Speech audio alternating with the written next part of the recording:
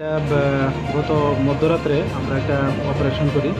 আমরা আগরতলা জিআরপি এবং Kamalasagar BUP BSF এবং যে লোকাল পিএস আছে মধুপুর থানা। তো আমরা একজন মানব পাচারকারীর সঙ্গে যুক্ত একজনকে অ্যারেস্ট